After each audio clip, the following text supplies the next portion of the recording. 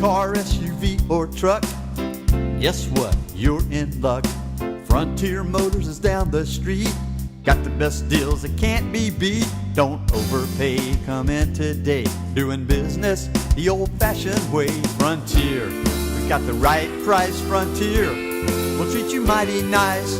Frontier Motors, low overhead country. And we are pleased to have the owner of Low Overhead Country here, ready, willing, and certainly more than able to take any phone inquiries from you. Iven Streckel owns Frontier Motors. He established Frontier Motors, and he will be happy to speak with you. Give us a call, 478-3116. That's our phone number. He'll be with us for the remainder of this half hour. Located at 230 Beverly Parkway. They would be happy to do business with you. Good morning, Iven. Hey, Don. Thanks so much. And we are also videotaping this for our Blab TV customers. So if you're watching this on TV, this is not a live show, even though Don and I are still barely alive. We are. But it is probably not. We're probably recording this. But if you're listening to this on the radio, this is a live show, and it's a call-in show. And one of the reasons you might want to call in is to get a value on the car, or maybe ask a little bit of advice on which car is a good car, bad car, new cars, as far as what to pay for new cars. I've got the new car cost guides with us also. That tells me the invoice, basically the dealer cost of a car. We also have with us the Black Wholesale Guidebook, which is what they're going through at the auction. Kind of important if you're looking at getting a deal on a car to find out what I can sell a car for by putting a small profit on whatever the auction values are. So that's going to help. And we also have with us the NEDA Guidebook, which is very important if you're going to be replacing your car. If it's totaled, how much should you get from the insurance company? And also, what will the banker tell you the value of the car is, even though he really looks at this book as far as what he will borrow on a car, not so much what the value is. And that's why we have the show, to give you what we call the real values of a car. So if you do want to call in and join us, no problem. We've got about 29 minutes left, 478-3116. And Don, we were talking before the show about a little anniversary that's coming up. It is. In a couple days. Yeah, and it has to do, it's a logical lead-in as to the value of cars. Mm-hmm. What we're talking about is, I think, it's the 3-year anniversary of the great flood that we had here in Pensacola 3 years ago in April. Tomorrow, I believe, is the date of that anniversary. Speaking of flooded cars, one of the things that you've always made an important distinction is that you do not knowingly take flooded cars, and if one had such a situation, you would, where you inadvertently sold one, you would certainly return it. But what was the flood impact on your business? First of all, did Frontier Motors suffer any damage from the flood? Yeah, well, Don, it's a good question. It's fortunately, we are a round car city by about 2 blocks, and sometimes that can be a detriment because we're not where the customers are, so to speak. But we're elevated. So even though there were a couple of major dealerships that were definitely impacted, if I remember right, I think Sandy Sansing had some issues with some of his cars, and so did Alan Turner and some other guys that are on the lower lying levels. So to answer your question, no impact whatsoever, Frontier Motors, other than we had a little huddle with our 5 appraisers to make sure that we are very careful to make sure that none of the flood damaged cars end up as a trade-in on our lot. And one of the things I always talk about is that I guarantee that if you ever buy a flood damaged car, or what we call a gray market vehicle from Frontier Motors, whether it be flood damage. Gray market, Don, also could be a salvage title. It could be a rebuilt title, so to speak, a car that got smashed up and the insurance company sold it to a body shop that rebuilt it. Well, that's supposed to go on the title. And if it doesn't for whatever reason, and we sold that car by mistake, that's our guarantee to you that you could be driving that car for nothing because, number one, it's illegal. Even though we're not doing it on purpose, it's still illegal to sell a car that has a salvage title, and especially a flood damaged car. I'm more concerned with flood damage than I am about a total car, because a total car a lot of times is put back together with brand spanking new parts. Well, once flood creeps in, especially if it's salt water, when we have a hurricane, it's even more devastating, Don, than the regular flood, because the salt water comes in, which is devastating. And we had a lot of callers 3 years ago on the radio show saying, well, how can I protect myself? Well, number one, if a claim has ever been paid on your car because of flood damage, it'll immediately go to the Carfax and the auto check report. So obviously the first thing we want to do is check the history reports of the car. The second thing you want to do is get in a professional inspection. I always recommend my friend Bobby Likas down the road over here on Davis Highway. Bobby, for $100, does a thorough inspection. And one of the things that he does that some of the other people that do inspections don't do, he lifts them up and he looks underneath. And when you get a good picture of what's underneath that car, especially rust that's developed based on saltwater intrusion or even freshwater intrusion, even though it takes a little bit longer to rust a car out that's been underwater. And to me, it's always been a question mark of what constitutes a flood-damaged car, Don. And I remember this because one of our detail shops said a lot of people after the flood had their cars at his detail shop getting cleaned. Cleaned. Well, what does that mean? Getting cleaned? Well, yeah, because we had to pull the carpeting out and we had to get all that muck from underneath the carpeting. Well, I'm thinking if it's over the floorboards, right, it's flood damaged. So be really careful, folks, because I think people had flood damage and they didn't even know they had flood damage. They just took the cars, because I went down to Aragon Court that got completely flooded out. Yeah, down and about 2 days foot of later, 9th Avenue. Yeah, by 9th Avenue. I took my bicycle down and I was just driving around and you could see where the flood was on people's houses. It was devastating. Sometimes it was 5-6 feet high, and people had their cars on the lawn with I remember one Jeep Wrangler, they had the seats taken out of it, they had the carpeting off, and they were drying it out, vacuuming it out. And I'm like, this is a flood damaged car. This car shouldn't be just put back together. So be very careful. And fortunately, we're through that. I was lucky enough not to have taken a car in trade, and I didn't have any issues whatsoever. But it is a concern. Unfortunately, we haven't had that problem for a while. Knock on wood, no hurricanes this year, please. On the other hand, it was certainly beneficial to the business. You deal in cars, and there were a lot of people who had to replace flood-damaged automobiles. I was telling Jim before the show that was the best month we ever had, was that April/May. We had multiple families come in and buy cars, and they were and a lot of the cars in Car City were flooded down, so there was actually a lack of cars. We had to go further out than normal to replace and replenish our lot because we sold everything. We sold almost 300 cars, which was a record for us in that month.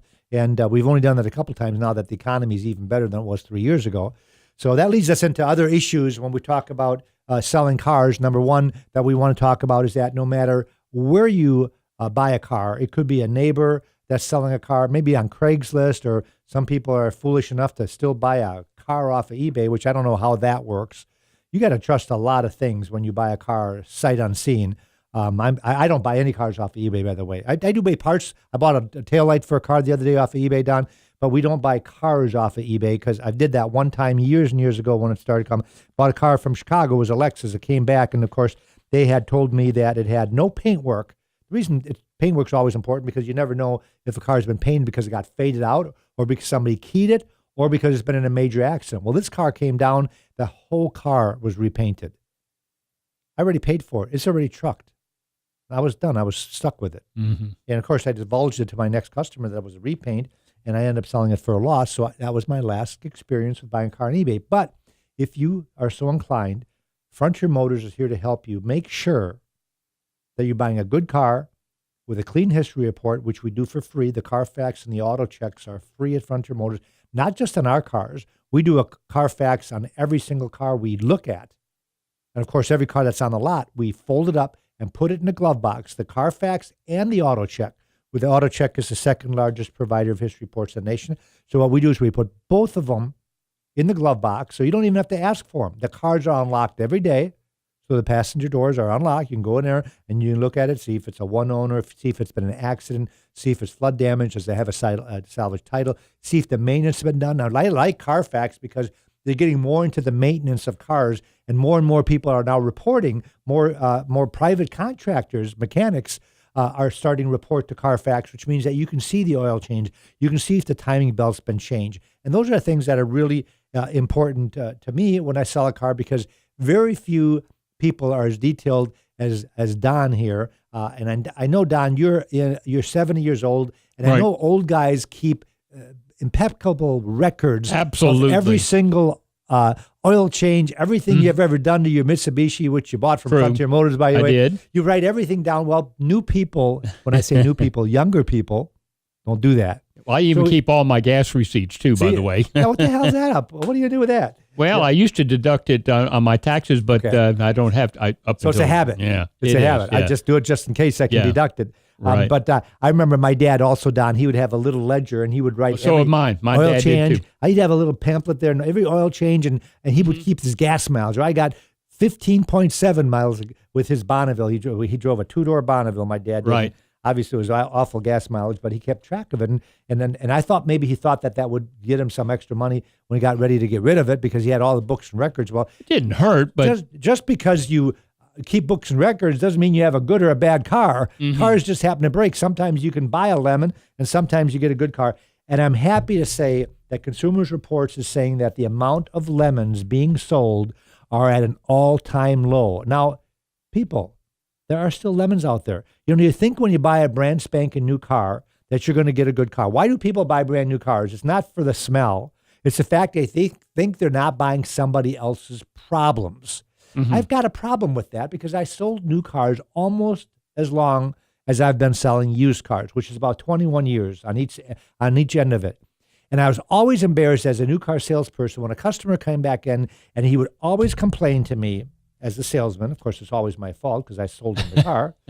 Man, I bought this car brand new and I paid this amount of money for it because I thought I was going to have any problems. This is the third time back in the first month and I am sick and tired of it. I want my money back. These are things that this is a new car that was being sold. Not now, of course, again, this is 21 years ago and further.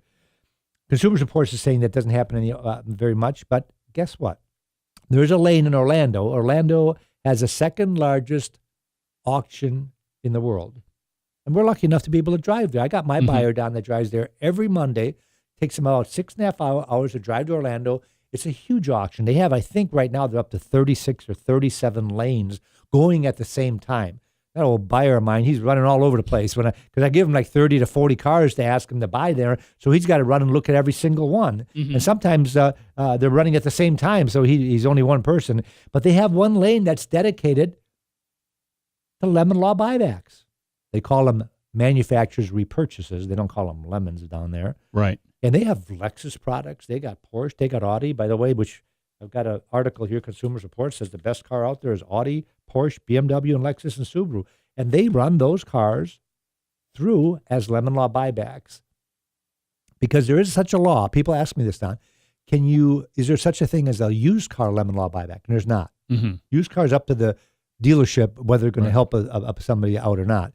But on a new car, the rule used to be, and I'm not sure what it is right now, so I'm not an attorney, but the rule used to be that if you can't fix a new car within 30 days, you can request your money back.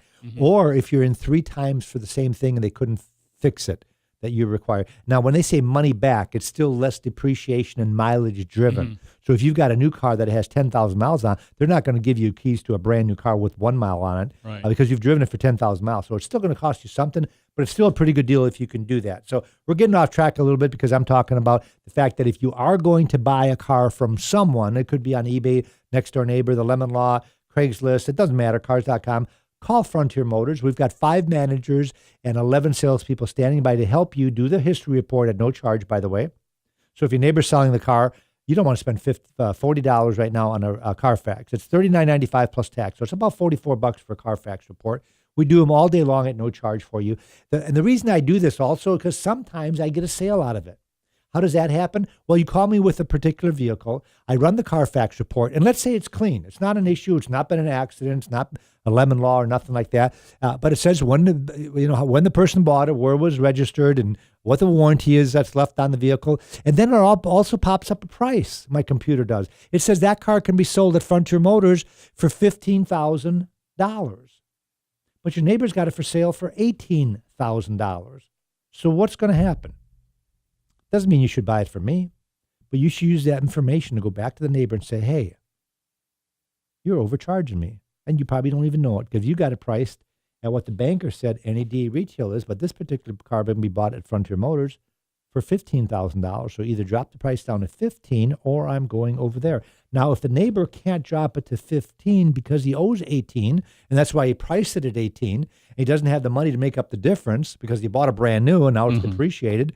So you come to Frontier Motors and we got a sale. And Don, that happened the other day where a customer came to me and he said, Ivan, I found a car and I want to buy it. It was a private individual. It was up in Georgia. And he said, it was a Corvette. It was a 2014 Corvette. And he says, they're asking $55,000. And he heard the radio show. He's a previous customer also. Right. So he said, Ivan, I really like this car. And I'm very specific I want, because he said, I'd give you time to look for one, but it's got to be black. It's got to be a Z51 package. It's got to be an LT3, which is certain things. It had to be a certain color interior. So these are features that he found on a private individual was asking $55,000. So I spec'd it out, and the NADA retail was $54,000. Now that's paying full retail, which is not by any means a bargain, especially on a Corvette. Corvettes are a little bit dead right now, so you can get a pretty good deal if you're gonna buy one. So I told my customer and slash friend, he's bought a lot of cars from us. I said, I can get that same car for $47,000 to $48,000 at the auction. I can pay the expenses to get it home. I'll put a small profit on it. I can sell it to you for $50,000. Now, it might take me a week or two or maybe a month to find it, but that's what I can sell it for. So what he did is he went back to that individual and he made him an offer.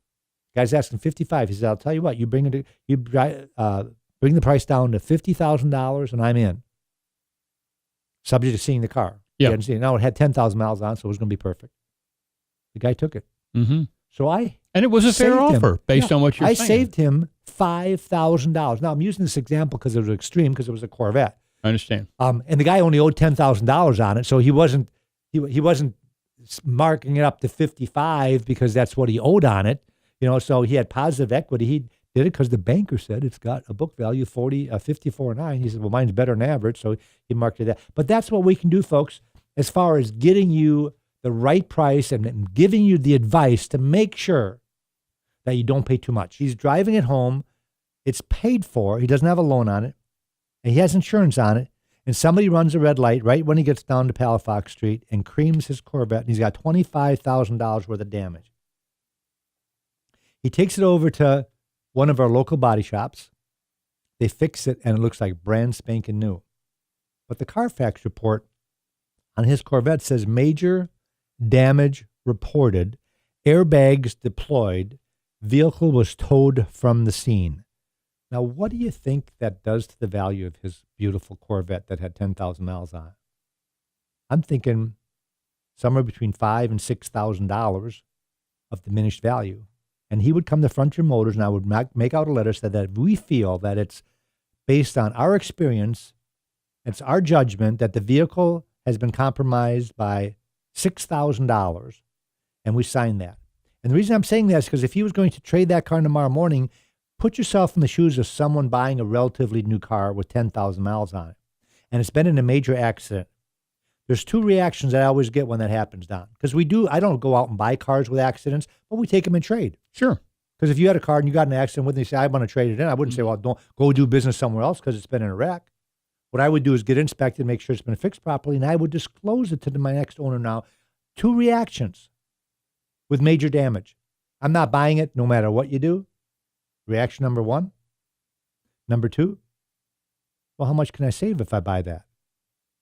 Well, if I tell you can save $6,000 and the car's been fixed at West Florida Paint and Body with brand new parts and it's under warranty, you might consider that because that's a pretty good deal. And that's what happened a year ago when a local customer came to me with their BMW, which only had like 7,000 or 8,000 miles on it, and they had major damage reported. And she said, I want to put the car on consignment. I hear you guys do consignments. I said, we do. I said, but I won't put on consignment for regular figure. He said, well, what do you think? I'm thinking $5,000 less. So they put on consignment $5,000 less. We sold that car in a month. It was a bargain for someone, and there was nothing wrong with it. The car was still under factory warranty. And because it was fixed with brand new BMW parts, BMW actually still warranted the car. So these are things that we can help you with. What if the car gets totaled? This happened the other day. One of our gentlemen that works at a different radio station, Don, came in and said, I heard your radio. Right. Because I don't do this show on the other station. I just do a commercial. Right, I got it. So he came in and he said that, Ivan, can you get me a letter of how much the insurance company should be giving me for my car? It got totaled. I said, sure. So I put in writing, I did the NADA, but retail was like $5,800. You should also be reimbursed for taxes and your tag transfer. Let's say there's another $500. So I said, you should be getting $6,300. I put it in writing. I put the ID number on it, and then I signed it. He went back to the insurance company and said, the most we'll give you is $5,000. And he says, nuh-uh. Because I told him, don't give him the letter. Right. Find out what they want to offer you. What if they want to offer you $7,000? Yeah, right. I'm telling you it's worth 63. So I said, don't give them the letter. Well, he pulled the letter out of the back pocket. They immediately bumped their offer to 55. Right. He's still about $800 short. So he says, I'm not taking it. He said he's going to go to arbitration because I'm not exaggerating the value of the car. Mm-hmm. If the retail value of a car is $5,800, the insurance company should pay you retail. You're not a dealer. They can't offer you a wholesale. If I can buy the car for $5,000 wholesale, I'm going to sell it for $5,800 as an example. I got to make money on it when I sell it. So they should not be offering you a wholesale, and he's going to get his money. I know he is. He's very tenacious. So those are things that we can help you with, folks. And that's not the end of it. If you want to sell your car yourself, why not bring it to Frontier Motors and let us evaluate the car? I'm not going to talk you out of selling yourself. There's some advantages of having me help you sell it. The one advantage that a lot of people don't realize that a lot of people have a trade-in. If you're going to put your car on Craigslist, let's say it's an expensive car, $15,000, $20,000 car.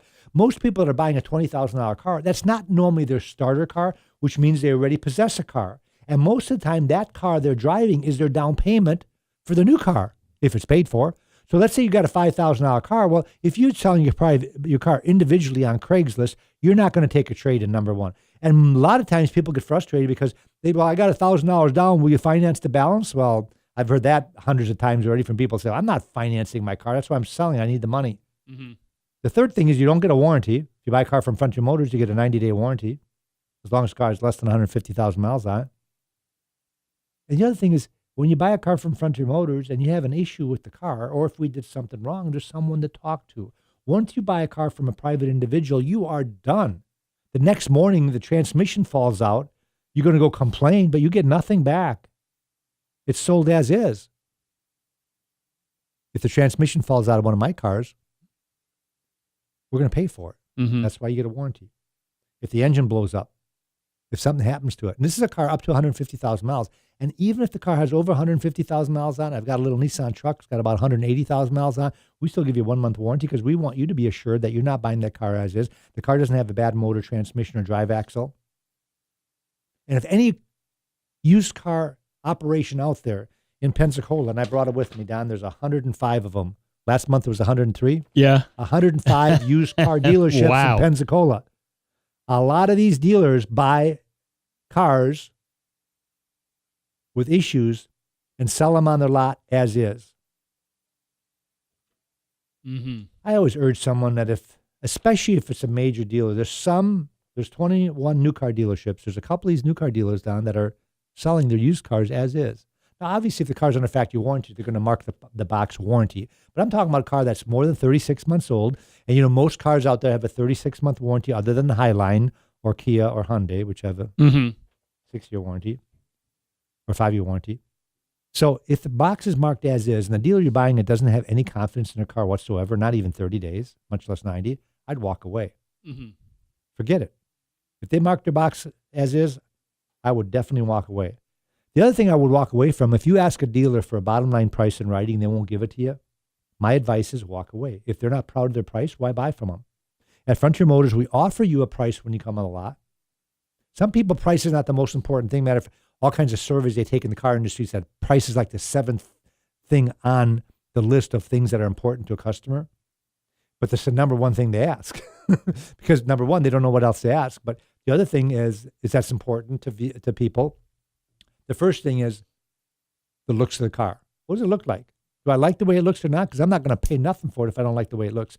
How does it feel? How does it drive? What's the quietness of the vehicle? How's the steering wheel sit? How's the visibility? How's the safety? How's the reliability? And then what's the price? So there's a lot of things that are more important. I didn't even mention condition of the car, which has a lot to do. I had a customer yesterday, talk about condition real quick, getting off the subject. He was looking at an FX35 on our lot. What is that? That's an Infiniti Sport Utility, kind of almost like a Lexus RX 350. It's the Infiniti version. He was looking at ours, and he had a smartphone there, and he's putting in, must have been on Auto Trader. Yeah. Oh, there's one over here in Mobile, and it's $1,000 less. And there's one over here that's $1,500 less. Now, there's one over here that's $1,000 more, and there's one here that's $2,000 less. And, of course, there's different equipment, and there's different miles, and there's different color. And I just kind of, he wasn't talking to me, he was talking to the salesman, but kind of leaned over, and I said, the thing you can't see in that phone is condition. And when I look at the auction, they rate the cars from 0 to 5, 5 being perfect, like a new car, 0 being a wreck. A lot of dealers buy their cars between 2 and 3 on purpose. They won't even look at a 4 or 5 because the 4 and the 5s bring more money. They want to be able to bring them back to their dealership and advertising them at a bargain on these huge billboards or in the paper, wherever they're doing the advertising. And they do that on purpose. They buy those below average cars so that when the customer is sitting at Frontier Motors, he can say, wait a minute, you need to drop your price down to here because I see one over in Mobile. It's $1,000 less. Folks, take the road trip. You'll be back to Frontier Motors.